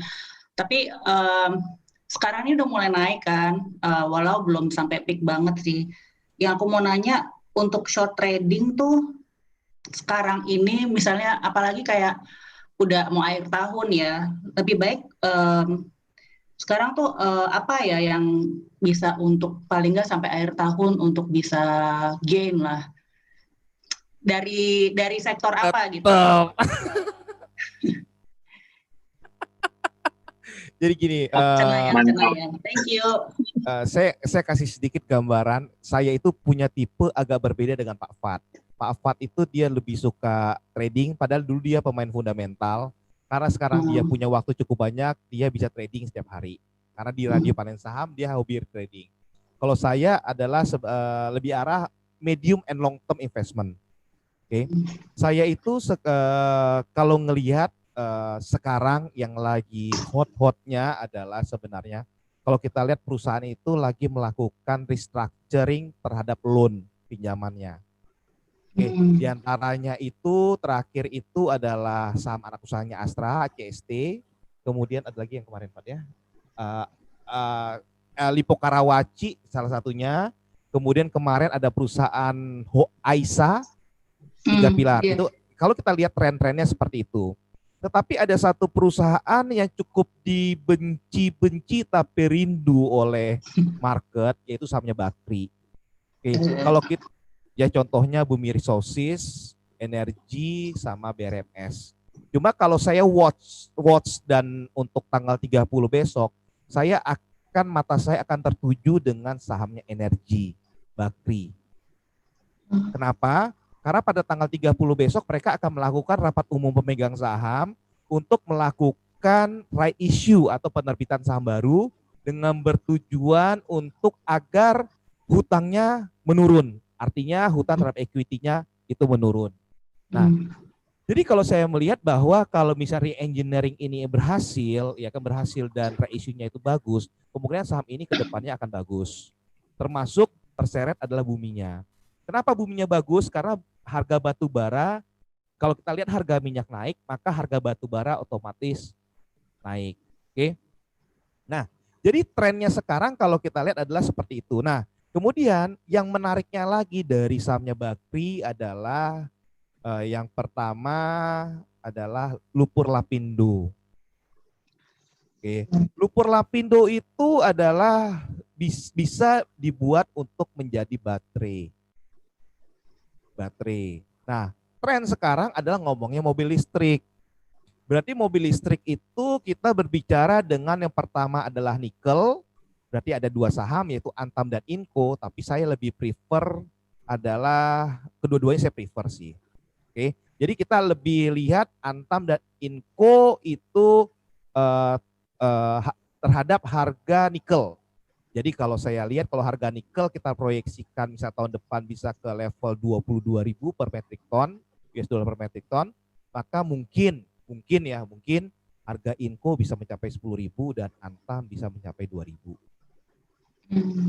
Jadi kita bisa tektok-tektok tuh. Yang penting kita udah tahu arahnya dulu. Misalnya kayak saya, kita jalan dari Jakarta ke Bandung. Yang penting saya udah tahu nih jalannya Jakarta ke Bandung. Kalau misalnya jalannya lagi macet sini, saya keluar lihat mana. Yang penting ujungnya ke Bandung gitu. Tradingnya itu seperti itu. Oke. Nah, saham energi ini agak cukup menarik. Memang orang sangat alergi dengan saham bakri, tetapi namanya pasar modal, yang sesuatu yang kita benci itu lama-lama kita akan menyukainya. Oke. Jadi misalnya saham energi kenapa? Karena ada sesuatu yang menarik. Cucunya Bakri ya. Cucunya Bakri itu sekarang sudah menduduki presiden direktur di saham energi. Jadi kalau kita lihat laba perusahaannya sekarang bagus, valuasi PE rasionya di bawah 1, price to book value-nya di bawah 1. Jadi dengan valuasi di bawah 1 sih saya rasa cukup menarik. Cuma saya nggak tahu ya laporan keuangan Q3 seperti apa. Dengan kenaikan harga minyak, lebih bagus. Oke. Kemudian kalau kita lihat lagi saham efek daripada suku bunga itu sekarang itu kelihatannya cenderung turun. Jadi sekarang BI rate udah 3,75 ya Pak, 3,75. Saya lihat BI rate-nya makin lama akan makin turun di bawah 3%. Maka yang akan dampak yang akan luar biasa itu kalau kita untuk perhatikan trading itu saham di properti dan juga saham di perbankan. Jadi semua sektor kelihatannya semuanya akan lebih baik ya. Oke, Pak katanya mau tanya trading buat besok beli saham apa? Kalau saya cuma lebih nambahin ini gini Bu, pertanyaannya apakah pasarnya masih bisa terus naik apa enggak? Kan intinya dari itu kan sebenarnya di Desember. Jadi Desember itu adalah sebenarnya kalau secara statistik adalah bulan yang paling indah di antara tahun-tahun yang pernah berjalan. Kenapa? Karena bulan Desember normalnya pasar saham itu akan hijau, jarang sekali merah. Nah pertanyaannya adalah apakah akan terus lanjut atau enggak sih? Jadi kalau misalnya Bapak Ibu bertanya, pasar itu selalu ngelihat ada cerita apa. Oke, kemarin itu fokusnya mereka ngelihat nih Presiden Amerika siapa yang akan terpilih. Oh ternyata yang menang Joe Biden. Oke, berarti masalah itu sudah selesai. Terus pertanyaannya adalah masalah COVID. Mungkin nggak negara-negara akan melakukan lockdown lagi? Itu yang akan menjadi ketakutan pasar. Kalau ngelihat keadaan sekarang, memang ada lockdown setahu saya di beberapa negara Eropa. Tapi mereka bilangnya gini, oke kita lockdown selesainya sebulan lagi ya. Beda dengan lockdown waktu awal-awal. Kenapa? Karena nggak tahu sampai kapan lockdownnya. Jadi keadaan sekarang lebih bisa diprediksi. COVID vaksinnya jadwalnya sudah siap didistribusikan. Selama jadwalnya itu sesuai berarti pasarnya akan happy. Nah yang terakhir adalah ekonomi kan sebenarnya hampir semua negara kena imbas. Pasti ada yang namanya stimulus. Makanya Bapak Ibu kalau dengar atau baca berita, kemarin seingat saya restruktur perbankan selesai deh di 2020. Loh kok diperpanjang sampai 2022? Berarti pemerintah memastikan recovery ini harus berjalan dengan baik. Terus yang kedua, kalau Bapak Ibu dengar BLT atau bantuan langsung tunai itu katanya selesai 2020. Tapi ternyata diperpanjang sampai 2021. Berarti pemerintah memastikan daya beli masyarakat ini nggak boleh turun. Nanti kita akan dengar nih Bapak Ibu, ada insentif pajak, akan ada insentif yang lainnya. Termasuk salah satunya yang pro kontra adalah Omnibus Law. Yang punya pengaruh besar terhadap investasi asing di Indonesia. Jadi kalau tanya Desember probabilitasnya masih lanjut nggak pasarnya? Harapannya masih lanjut ya. Mudah-mudahan masih lanjut. Walaupun udah cukup naik cukup tinggi ya. Yes. Oke Bu Maria. Thank you. Cukup ya Maria. Oke next Francis, Bis Francis Ikof ya.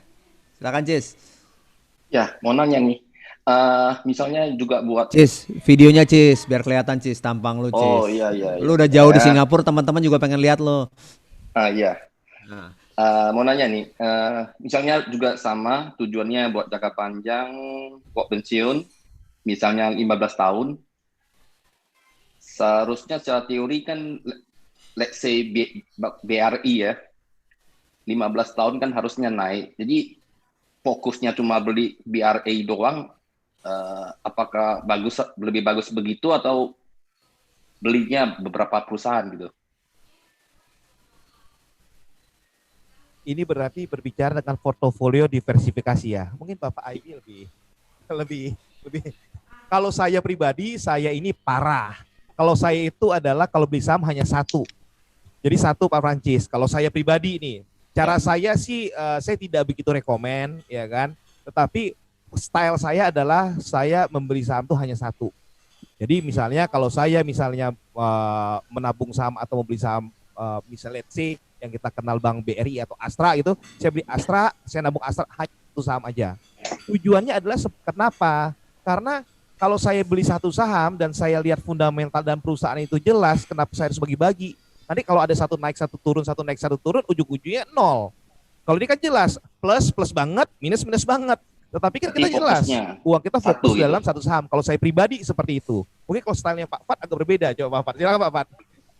Jadi gini Pak, baik lagi, mau banyak atau sedikit, baik lagi apakah kita nyaman atau tidak dalam membeli perusahaannya. Karena kalau misalnya saya ambil contoh, punya satu saham, ketika dia naik kita akan happy. Tapi ketika turun, yang namanya manusia secara psikologis pasti akan terganggu. Jadi misalnya nih, saya nggak apa-apa beli saham ini, tapi pas turun siap nggak psikologisnya? Semakin banyak saham yang kita beli berarti kita harus memperhatikan sebanyak itu pula. Jadi bagusnya berapa banyak sih portfolio yang bisa kita beli? Ada baiknya kalau Bapak Ibu baru pertama kali nggak usah banyak-banyak dulu. Coba aja dulu Pak, beli satu atau beli dua dulu, dilihat-lihat, ditengok-tengok. Kalau udah tambah nyaman, baru nanti tambah lagi. Dan yang kedua adalah ada baiknya memulai dengan modal seminim mungkin Pak. Jadi bukannya kita mengecilkan, tapi gini loh, di pasar modal itu Bapak Ibu bisa belajar keuangan, bisa ambil S1, S2, S3 di luar negeri, ikut training dimanapun, tapi ada hal yang nggak bisa diajarkan, itu adalah psikologis. Jadi harus nyobain sendiri, harus beli sendiri, jangan sampai udah punya dana digelontorin semua, tiba-tiba marketnya drop, itu normalnya bisa ke bawah-bawah Pak, bisa ke bawah-bawah mimpi, bisa nggak tenang nanti kerjanya. Nah, jadi dimulailah dengan beberapa saham aja, nggak usah banyak-banyak, dengan modal seminim mungkin, supaya Bapak terbiasa dulu. Itu sih Pak. Oke, thank you. Oke, cukup Cis. Kof, Kof mau nanya Kof. Jadi nggak? Thank you Dit. Yo, jadi dong. Pertanyaannya simpel aja. Tadi kan Pak Antoni juga atau timnya lah ya ada sempat bicara mengenai kalau kita simulasi misalnya mau buy di harga berapa. Saya misalnya satu saham tertentu harga buy-nya itu atau harga saat itu adalah 7.000. Nah, kira-kira ada nggak saran? Karena dibilang bisa nawar ya. Ada nggak saran? Kira-kira itu kita harus menawar misalnya untuk beli ini ya. Apakah 100 perak di bawah 7.000 atau apa supaya setidaknya lebih ini kan dari pengalaman Bapak-bapak ya, supaya lebih mudah goalnya. Dan bagaimana dengan posisi jual juga? Apakah juga kita harus menjual misalnya Rp100 di bawah harga pasar atau gimana? Terus terang saya juga baru baru gabung dengan panen, jadi saya juga mau belajar. Sudah gabung Pak? Sudah, tapi karena sama siapa Pak? Saya ikut dengan Pak, waktu dikenalkan nama Mbak Windri, terus ke Pak Saiful, cuman dimasukkan grup, kemarin grup 13 ya, agak sedikit berisik, dan saya kalau grup berisik itu biasanya saya cuma scroll terus. Atas nama siapa Pak? Sorry? Saya Henrico. Oh, oke. Henrico, oke Pak. Oke, Pak pasti akan jawab ya Pak. Aduh. Jadi kalau misalnya ditanya ada nggak saran beli kalau misalnya sekarang harga 7.000 bagusnya di harga berapa? Berarti Bapak bertanya ada dua caranya Pak. Yang pertama ada mereka yang percaya dengan cara yang disebut namanya fundamental. Jadi dia akan hitung nih, oh nilai wajarnya perusahaan ini harusnya sekian. Nah ini kita nanti ada edukasi lanjutan kok mengenai hal ini. Kalau misalnya harga wajarnya misalnya pas dihitung 8.000 gitu misalnya. Sekarang harganya 7.000. Berarti secara hitungan 7.000 ke 8.000 kan kurang lebih sekitar berapa tuh? 15% kan Pak? Nah pertanyaannya adalah apakah 15% dalam setahun buat Bapak itu sudah cukup keuntungannya? Kalau misalnya wah masih kurang, saya itu adalah tipikal orang yang harus 30% untungnya sebulan, misalnya gitu jawaban Bapak. Berarti dari harga yang seharusnya secara hitungan tadi, Bapak diskon 30%, itu adalah harga yang harus Bapak masukkan. Kalau Bapak pakai caranya yang tadi saya bilang. Atau cara pakai berdagang. Nah, cara yang berdagang yang normalnya digunakan sama orang banyak atau yang disebut trader, dia akan melihat Pak, kira-kira dengan melihat grafik gambaran ini, harga rata-rata mereka, pemain-pemain yang jumlahnya besar, itu ada di area mana? Nah, kalau misalnya area-areanya di sekitar misalnya 6.000-an, Bapak akan nawar harganya di kisaran 6.100, 6.200, yang kira-kira deket tuh sama harga beli-belinya mereka. Gitu Pak. Jadi untuk menjawab pertanyaan Bapak ada dua caranya. Kayak gitu Pak. Oke, terima kasih ya. Sama-sama Pak. Makasih sudah gabung di Panen Saham.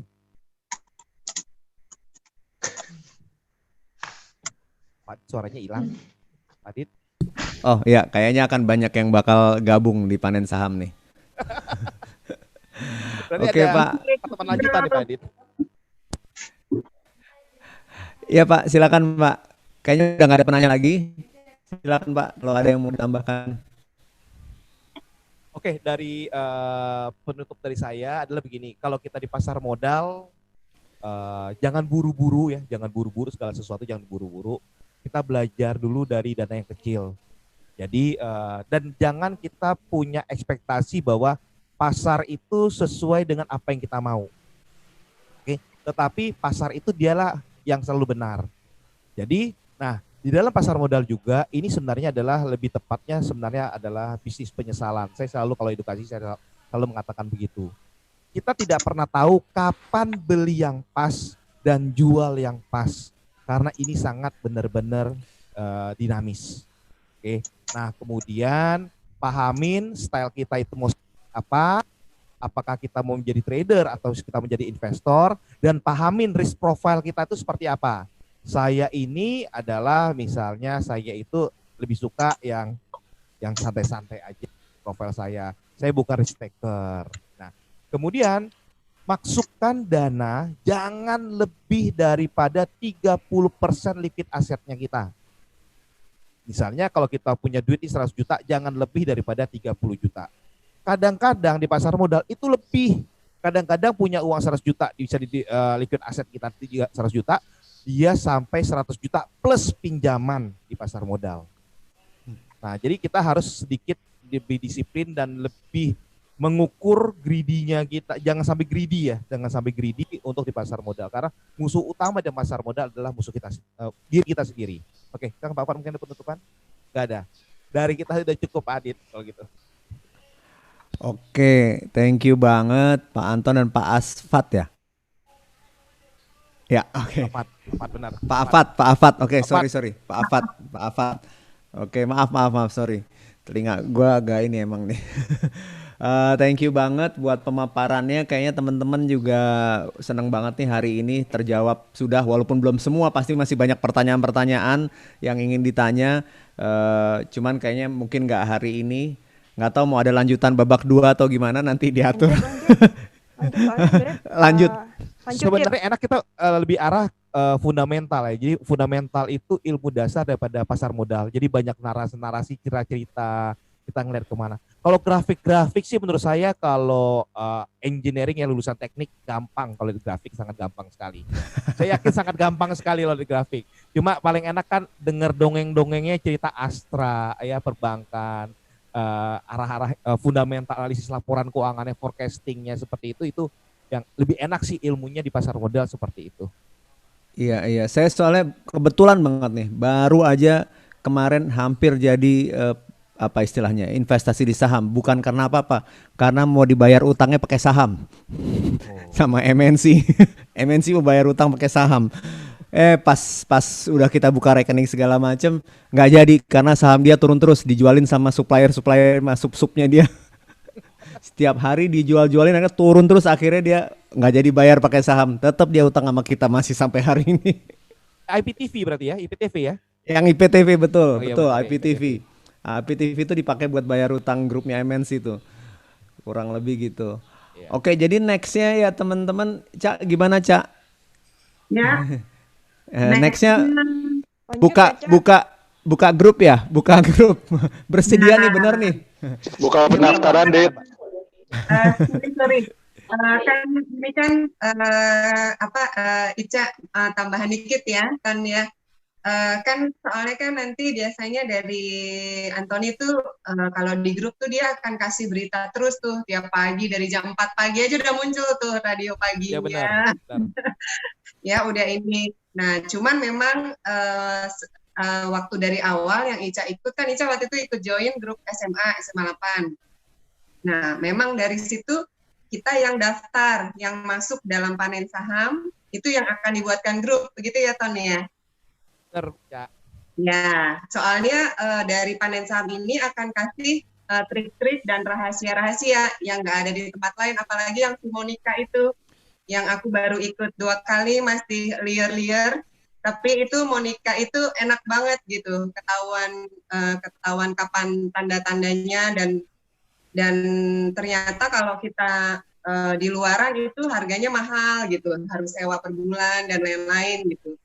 Nah, untuk ya secara fair-fairan ya memang siapa yang tertarik nanti bisa hubungin langsung ke Antoni atau ke Mbak Windri mungkin ya. Nanti Mbak Windri ya, nanti Ica akan share di grup. Kalau misalnya yang mau bisa kontak ke Mbak Windri. Nanti kalau misalnya udah buka nanti akan dibuatkan grup gitu ya, mungkin bisa dibuatkan grup Sipil 94 gitu ya Ton? Boleh Cak, boleh. Thank you. Gitu. Dit. Oke, boleh sekilas sebelum kita tutup nih. Nah itu ada yang nanya kan, sekilas aja mengenai panen saham ini. Kita kalau mau join bagaimana caranya? Terus tadi ada yang nanya nih, biayanya berapa? Prosesnya berapa lama? Sekilas saja, nggak usah panjang-panjang. Silakan bro. Oke, kalau panen saham itu nanti bisa hubungi sama Windri, atau misalnya kalau misalnya nggak mau pakai hard copy, nggak mau nulis-nulis di tangan, itu masuk aja ke website www.panensaham.com. Kemudian di sana ada join member, ya join member. Kemudian pilih aja ada register ya untuk buka rekening. Dari sana bisa. Biaya nggak ada biaya kok, free, semua kita free. Kita dari dulu kita memang free untuk edukasi dan semuanya kita free.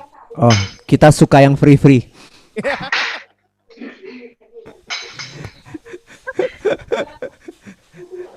Oke, kayaknya cukup ya teman-teman ya, kita mau.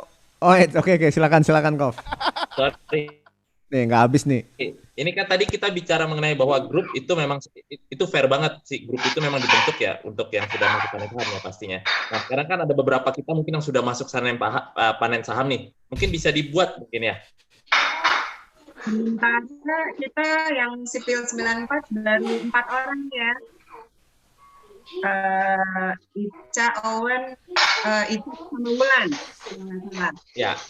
Didi udah masuk belum ya? Didi belum kayaknya. Didi mau masuk juga tuh, udah kontak.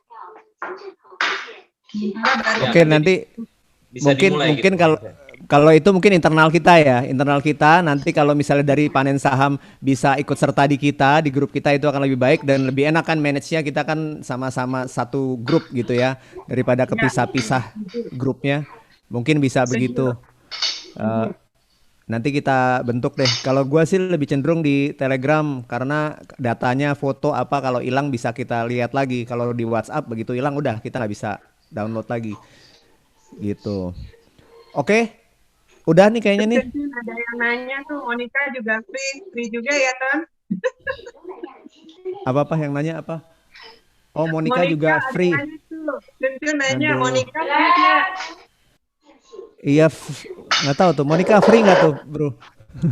Monica itu nanti sih bayarnya murah kok, cuma 60.000 per bulan kok.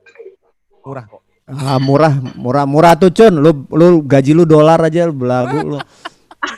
Sorry, mau nanya dong, yang soal Monica itu Monica tuh apa ya? Agak meskipun udah gabung di Panen Saham agak ini. Aduh, gimana sih? Jalan berita. Udah terakhir.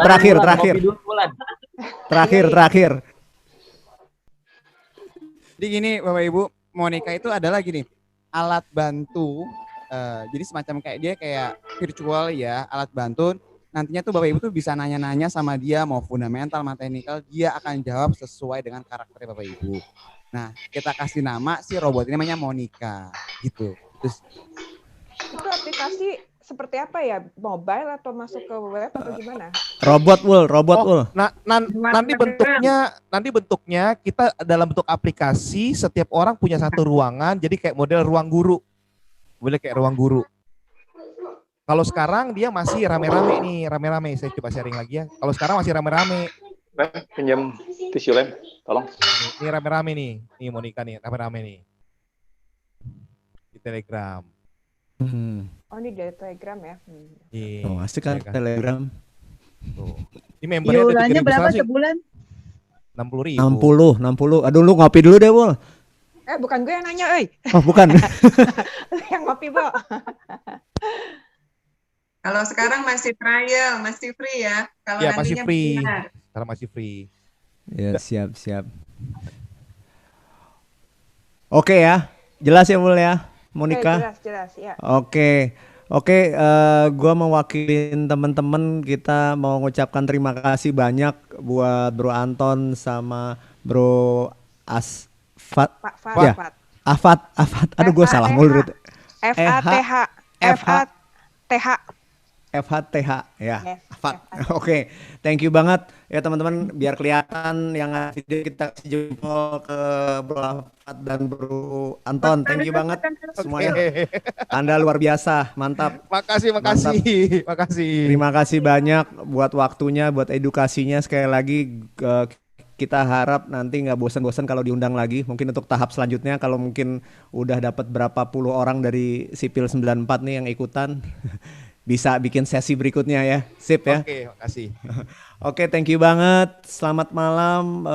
Teman-teman ada yang mau diomongin lagi antar kita? Enggak, antar kita. Kalau mau. Oke, kalau gitu dengan Panen Saham udah cukup ya. Thank you banget ya sekali lagi. Oke. Bro. Oke, saya exit dulu ya. Thank you banget. Thank you ya. Okay, thank you. Good night. Lift nih ya, udah semuanya. Udah kan? Oke. Udah kelar nih? Sip. Udah kelar? Udah. Ya, lift. Udah keluar, tinggal kita. Oh, masih mau lift. ada lagi. Oke. Menurut kawan-kawan gimana tuh? Kalau gue bilang kita bikin grup khusus yang fokusnya di sini. Apalah grupnya, grup Panen Saham atau apa. Cuma menurut gue Panen Saham juga bagus. Di luar sana kan banyak ya, ada macam-macam. Cuma karena udah kenal kan kita lebih enak. Ya, nanti kita bikin grupnya di Telegram aja supaya nggak berat-beratin HP juga. Nah terus nanti mungkin Ica bisa bantu kalau misalnya dari Panen Saham entah siapa yang bisa edukasi kita lah di grup itu ya Ca ya. Halo Ica. Nanti aku bantu. Iya, kalau Oke. ini kok nggak kelihatan sebentar.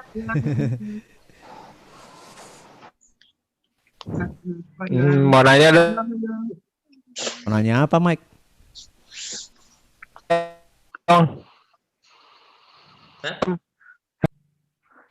Maksudnya prosesnya gitu kan, tadi dia bilang kan bikin rekeningnya aja seminggu. Terus maksudnya ya kirim dokumen apa segala. Ini pengalaman gue, Mike, gue baru join ya. Jadi sebenarnya itu tergantung kita sih. Kalau kita ngisi formnya cepet, kita kasih hari Kamis, gue hari Senin tuh udah dapet user ID, semua PIN, terus habis itu 2-3 hari setelah itu rekeningnya udah jadi. Nah kalau rekening udah jadi, lu udah bisa main tuh. Main. Nah, Kayaknya ada udah biaya. join. Kayaknya udah join harus traktir dulu deh. Ini udah untung kali ya? Gua sama sekali belum masukin, bro. Gua terus terang belum ini. Baru pengen minggu depan. Kalau mau belajar dulu, yang penting taruh 50.000 aja di itunya, di mandirinya. Jadi nanti lihat grupnya. Ica sama Wulan mungkin udah ada profit pengalaman. Oh ya, Wul, cerita sedikit Wul, ayo Wul. Oke. Cerita dikit aja lah sebelum kita tutup nih. Ya, jadi gini deh, kalau gue sih ngeliatnya di grup panen saham ini cukup bagus ya, gak beda sama grup yang lain gitu. Jadi Pak Antoni, Windri itu setiap hari itu pasti mereka memberikan analisis ya. Ini dan ada cerita-cerita seperti tadi yang diomongin tuh benar ya. Jadi ada cerita-cerita dan kasih tahu nih kira-kira kalau misalnya yang sahamnya ada potensi untuk naik itu kira-kira saham apa. Terus ada potensi untuk turun itu kira-kira saham apa gitu. Walaupun semuanya disclaimer ya, artinya itu tergantung dari kita mau jual atau mau beli, itu aja sih. Tapi ini grup yang kalau gue bilang grup panen saham ini gue kebetulan ada 3 grup tuh yang masuk di situ ya, 3-3-nya aktif dan isinya juga sama semua gitu loh. Pertama tuh grup yang bareng sama Ica tuh yang SMA 8. Terus kedua tuh kayaknya dibagi lagi ya, Cak. Karmel atau apa gue lupa tuh. Ada lagi. Nah, satu lagi yang koperasi. Bukan, nah, jadi, itu yang Karmel itu yang karena kemarin dia mau pre-IPO kan, Lan? Ya. Nah, kalau yang tertarik baru masuk. Tapi yang grup yang berita sih harusnya cuma satu, yang semandal itu. Gue ada 2 tuh, Cak. Satu lagi gue lupa deh. Tapi kurang lebih isinya sama. Antara yang semandal sama yang satu lagi sama gitu. Kayaknya yang satu lagi grupnya dibagi per region kalau gue lihat gitu kan. Tapi isinya sama gitu kan. Tiap hari itu kalau dibilang berisiknya tuh lebih ke adminnya aja sih, ngasih tahu nya ada perkembangan apa gitu kan. Itu kadang-kadang dikasih trik-trik kalau misalnya mau baca analisisnya seperti apa.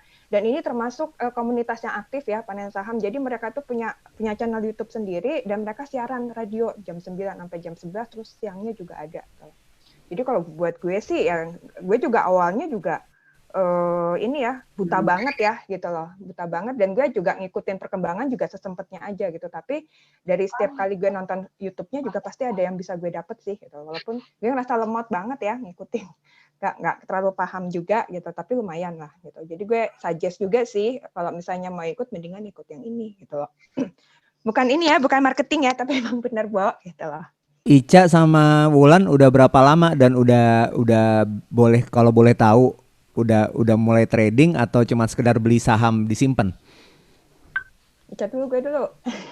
Ya, gue dari Ica sebenarnya. Lebih lama Ica sih. Ica udah lama ya, aduh mulainya kapan ya? Udah 2 tahun kayaknya ya. Awalnya niatnya cuma buat nabung saham, udah mulai gitu kan, dikit-dikit, yang seperti tadi dia bilang sebulan gitu. Tapi setelah kesini ada si Monica itu udah tergoda nih, mentalnya udah tergoda trading karena dia ngasih sign-signnya tuh lebih jelas, lebih enak dibaca gitu. Dan tapi memang dia selalu ngajarin kita nggak boleh greedy, ya kita nggak boleh greedy dan kita harus komit. Kalau dia bilangnya BSJP beli sore jual pagi itu ada jam-jamnya dan harus komit. Kalau kita sesuai yang dikasih tahu sama dia itu biasanya aman. Dan so far sih oke gitu. Jadi kita nggak greedy nunggu atau terlalu banyak atau gimana. Nah, cuman ini yang balik lagi ke masing-masing ya. Kan mentalnya awalnya sih kan harusnya tadinya cuma maunya nabung aja gitu. Nah ini yang buat trading ya kita kemarin Anton bilang ya kalau mau coba amount-nya nilainya yang buat trading ya difixin aja yang senyamannya kita berapa gitu. Jadi nanti lebihannya kenabung lagi. Jadi yang trading segitu terus gitu, nilainya jangan kita greedy naikin gitu. Nanti takutnya mentalnya nggak kuat. Tapi kecuali teman-teman mentalnya pada kuat semua sih, monggo gitu. Tergantung kembali ke masing-masing aja. Nyamannya gimana gitu. Kalau aku mau tambahin ya. Tanya dong. Kita nggak pernah ikut yang lain ya. Kurang bisa komunikatif gitu, kurang bisa ngejelasin. Kalau ini tuh dia ngejelasinnya infonya tuh menurut Ica cukup lengkap, cukup komplit. Mau nanya apa aja juga bisa. Dan dia selalu rekam gitu datanya. Apalagi setelah ada si Monica ini, kita yang di Telegram itu nanti dikasih list-listnya. Kita mau nanya Antam, kita mau nanya apa, nanti dikasih cara-caranya gitu. Kalau boleh tahu, Cak, itu kalau saham yang komitnya beli pagi, jual sore itu margin untungnya itu berapa persen sih dari itu yang bilang beli pagi, jual sore? Oh, nanti diajarin tuh. Aku takut salah kalau aku yang ngomong. Nanti diajarin sama si Anthony. Yang penting kan harus di atas dari fee kan kita nggak boleh kita kan pasti kena fee kan jual beli kan, jadi kan pastikan di atas 3% gitu, harus di atas 3% kalau mau untung ya, kadang bisa 15, kadang bisa 10 gitu. Ya, tambahan kalau buat yang panen saham nih, dulu awalnya gue juga takut ya mau main saham gitu, cuman karena bertemu dengan kakak Ica, gitu ya. Artinya apa takut? Karena gini, memang ada anggapan-anggapan kalau misalnya main saham tuh harus lewat broker gitu kan. Terus kalau misalnya mau nanya takut dibilang goblok gitu kan. Nah, tapi di grup ini gue nanya apapun yang paling goblok pun juga akan dijawab dengan baik gitu loh. Dan tidak merasa bahwa dikecilkan lah. Jadi kalau saya biasanya waktu kemarin sama Pak Saiful ya, suka nanyanya sama Pak Saiful di situ, memang dia akan menjelaskan secara detail. Jadi dengan grup ini di panen saham ya rasanya pasti ilmu akan nambah terus sih, dan nggak ngerasa bahwa tertinggal atau nggak ngerasa misalnya dengan model kita pemain bukan trader itu bukan dianggap kuno gitu loh. Jadi mau jadi trader boleh, mau jadi yang investor nabung jangka panjang juga bisa gitu. Nggak ada yang dianggap jelek. Gitu ya, kalau gue sih nangkepnya sih gitu. Cuman emang biasanya prediksi-prediksinya Pak Anthony itu emang oke sih. Gitu ya. Dan yang pasti prediksi-prediksi itu emang yang akhirnya yang memutuskan adalah kita. 30 menit ya. Ya dipegang keputusan kita gitu. Jadi kalau misalnya nanti ternyata tidak sesuai dengan Sri Suci. Kan you already play too at Sri Suci. And it's already late. Siapa itu? Ya. 29. Itu siapa sih? Siapa itu? Wes jadi lali aku. Ya wes. Ya kurang lebih gitu deh. Oke lah, kurang lebih kalau tambahan gue sih gitu ya gitu. Jadi nanti jangan nyalahin misalnya Pak Anthony memberikan analisis naik kereta tidak sesuai harapan gitu kan.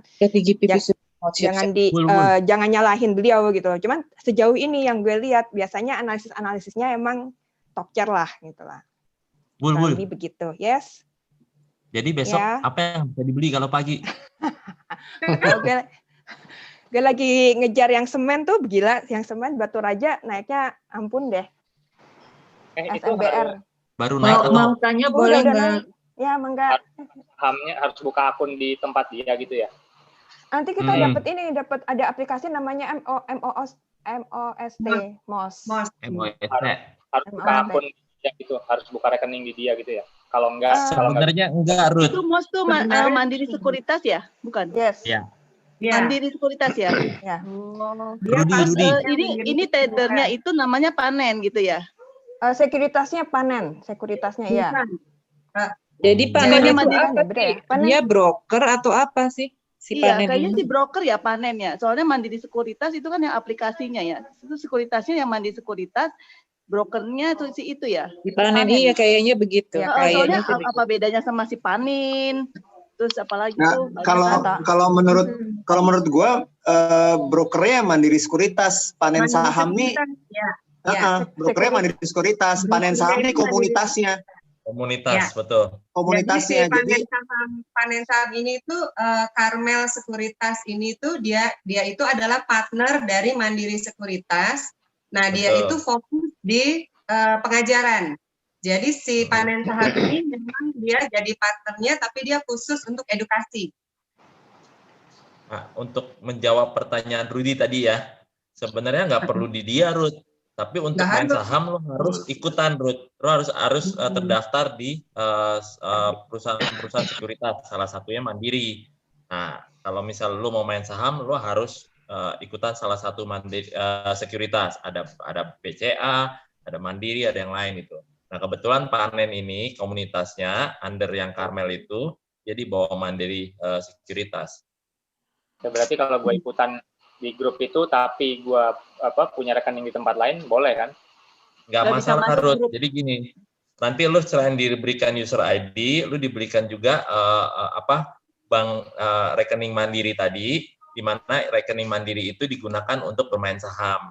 Nah, uang dari rekening Mandiri yang dipergunakan untuk bermain saham itu menjadi suatu media yang dimana lu bisa misalnya udah jual nih, lu dapat untung misalnya 10 juta, lu pengen 10 juta itu lu pakai sekarang buat beli sepeda.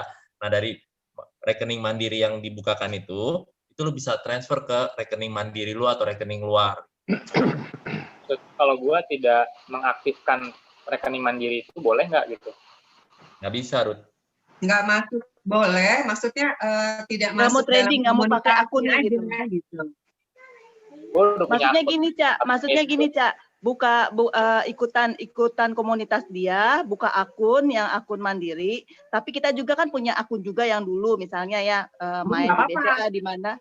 Nggak apa-apa kan? Jadi anggapnya kita masih belajar aja, cuman kita jadi udah buka akun di sana, dianggapnya udah member kan? Iya, walaupun kita nggak trading kan, cuman belajar, ikut komunitas, ikut grup sih. Iya. Yang penting naruh yang penting ada naruh 50.000 di di bank Mandirinya, di Mandiri Sekuritasnya. Oh, tetap harus nabung 50.000 itu. Jadi wajib, itu kewajiban. Berarti itu kan. Tapi itu di sekuritas ya, Ruth? Kalau maksudnya sekuritasnya. Kalau mau dapat edukasi dari Panen Saham, itu kan masuk member Panen Saham.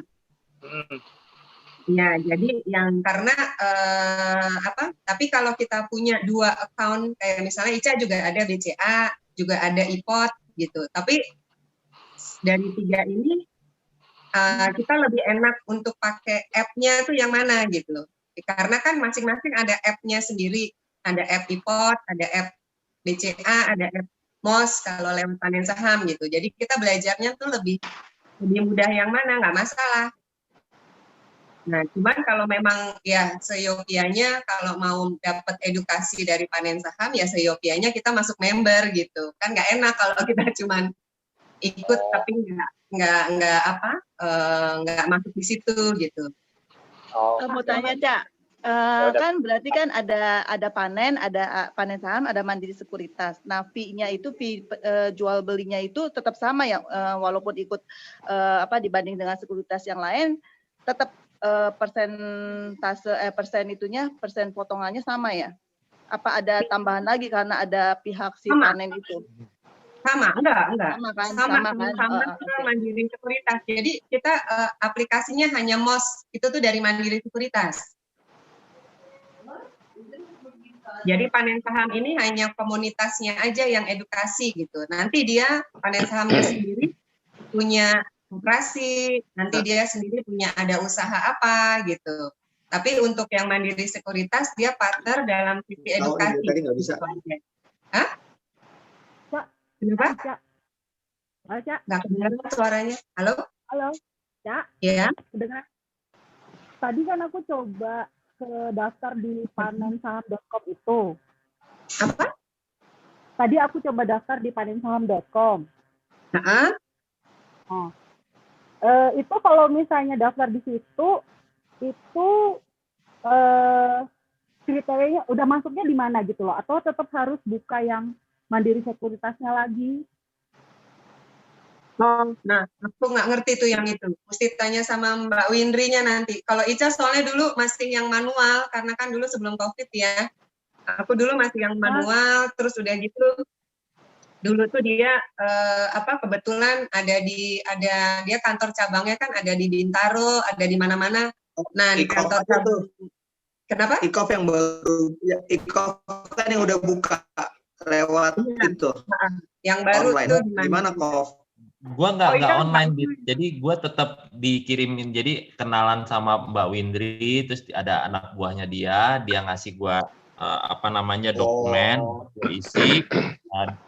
Karena gua males ngisi, gua kasih data gua ke dia, orang dia yang isiin, terus gua tinggal tanda tangan, gua bawa ke kantornya dia, dan prosesnya seperti itu sih. Tapi kalau online, mestinya kalau udah register sudah daftar ya menurut gue sih ya, mungkin gue nggak tahu benar atau salah, tapi kalau gue bilang mendaftar ke Karmel itu, ke Mandiri Sekuritas, karena semua formnya itu mandiri gitu loh, jadi itu kita akan menjadi bagian dari Mandiri Sekuritas, dan itu menjadi satu kesatuan, lu menjadi anggotanya, plus lu harus buka nomor rekening yang untuk main saham itu, dan itu satu kesatuan, nggak bisa satu-satu. Tadi sih dia ada minta upload itu halaman depan buku tabungan ya. Betul.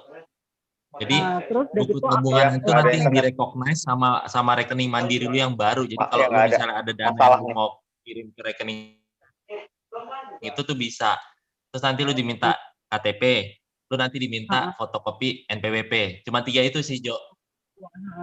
Ya enggak, maksudku ya itu tadi, cuman itu statusnya udah sampai di mana gitu. Apakah tetap harus ada yang formulir lagi yang secara fisik gitu, atau sebenarnya secara online itu udah cukup atau belum gitu. Cuman itu belum tahu sih, itu udah. Iya, nanti akan di follow up biasanya sama staffnya ya. Nanti nanti kita kasih nomor teleponnya Mbak Windri aja di itu ya, di grup ya. Nanti kalau ada yang mau nanya-nanya soal pendaftaran bisa sama dia aja langsung. Oke lah ya. Jadi grupnya mau dibuatin sekarang atau gimana? Atau setelah kita daftar? Iya, ntar kalau yang grup kita yang internal, yang 94 ntar gue bikin. Ntar kita bikin aja di Telegram, ntar gue bikin petition. Biar lebih enteng lah, nggak berat-beratin HP. Terlalu banyak kalau di WA ribut. Telegram kan nggak rame. Berarti si Windrinya aku cemplungin di grup Telegram situ aja kali ya, Dit ya? Ya nanti kalau udah biar enak, biar nggak satu-satu, dia kan juga susah jawab kita satu-satu. Enakan di grup dia langsung jelasin semuanya nanti. Ya. Oke lah ya. Bener tuh, Git. Kayaknya lebih baik begitu tuh. Nanti kalau belum foto misalnya kita sudah terkumpul misalnya beberapa orang yang sudah jadi anggota, nanti baru kita buat grup lagi atau grup yang itu juga untuk nyemplungin orang-orang supaya informasinya bisa lebih kita gitu. Mending satu grup aja deh, Cov. Ya enggak kan nanti kan kalau misalnya ada 25 orang nih masuk terus ada Windri, tiba-tiba yang ikutan cuma 22. Kan sebenarnya kita kalau mau fair juga sama panen saham, sebenarnya yang 22 itu yang dapat informasi lebih dong. Benar enggak? Iya bisa lah, atau dengan sendirinya lah. Ya oke lah. Ini gue internet gue lagi mati nih, jadi gue pakai data HP, gue nggak bisa foto grup nih, gue nggak bisa pakai laptop. Yang pakai laptop kalau mau foto silakan deh. Siapa yang pakai laptop? Di foto, yang mau foto, tolong di foto deh. Siapa yang foto? Di print screen terus di share di WhatsApp. Tar, gue bisa nggak pakai laptop, ntar ya. Oke. Hitung. C. Disisir dulu rambutnya, Jun. Belum. Bentar ya, ini gue. Oke. Bentar. Semua aja kan, bisa kan semua. Ini udah keluar semua belum? Oke. Ini baru sebentar. Nggak apa-apa yang nggak mau kelihatan. Kagak, ini baru berapa orang ya? Oke. Tas kacamata Lu banyak gaya lo. Iya dong. Ya ini udah matanya tidak berbohong. Plus. Udah semua nih? Ferry belum?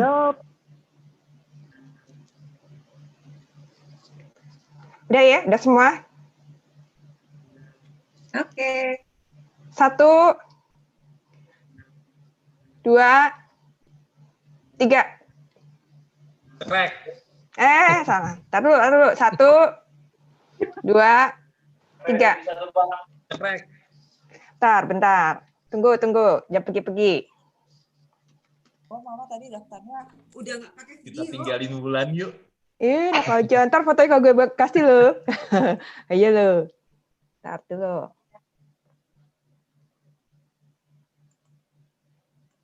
Sini nih. Oke, sekali lagi ya. Waduh, banyak amat. Ya Allah. Mau berapa kali kan biar ini biar lebih kece. Ntar dulu ya. Udah? 1. Ada Kak Yoni. 2, 3. Elsa mukanya mana tuh, Chan? Jangan diikutin. Elsa mukanya mana? Jempolnya doang yang kelihatan. Itu. Mana Elsanya? Cuma jempolnya doang yang nongol. 1, ntar ya. 1, 2, 3. Ntar dulu, jangan kemana-mana nih. Masih ada 1 lagi nih. Ntar. Nah, tuh dia. Ada 2 halaman, baru lihat gue. Oke, ntar dulu. Penjemur. TC. Ntar ya, tatar.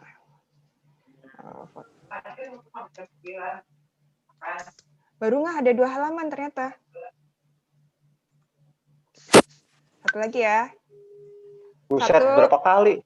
Ada 2 halaman, ada 2. Ayo. Oke, jangan protes, yang foto. 1, 2, 3. Nah, Ntar nanti share di grup ya. Sip, thank you lah. Ya, sama-sama. Oke, thank you semuanya. Ya, oke, Thank you bye. semuanya. Thank you. Oke. Hai Ica, Ulan. Thank you, bye. Nongol mukanya tadi Joni doang. Nanti next time. Baru lihat tuh mukanya tuh.